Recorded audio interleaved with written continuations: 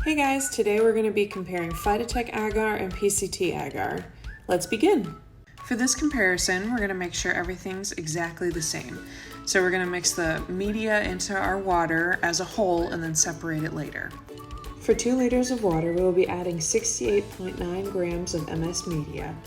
Make sure to stir until everything is dissolved.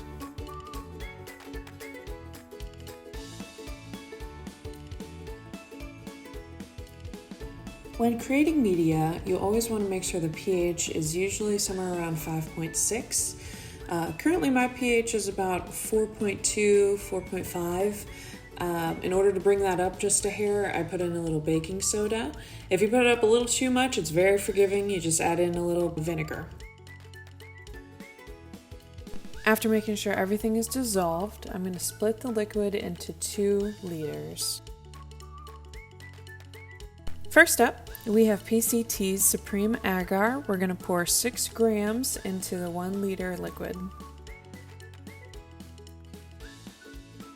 Next, we will be adding 6 grams of the Phytotech Labs Agar into the 2nd liter of liquid. Now I'm pouring out each liquid at 50 milliliter increments into the 8-ounce dishes.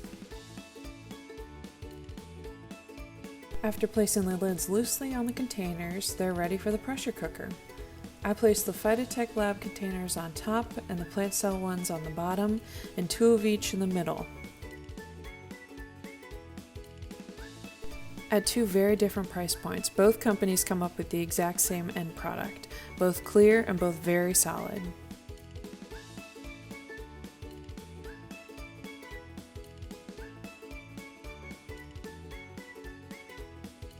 Well, that's it. Thanks for watching. Be sure to check out plantcelltechnology.com for more information on gelling agents, lab equipment, and ppm.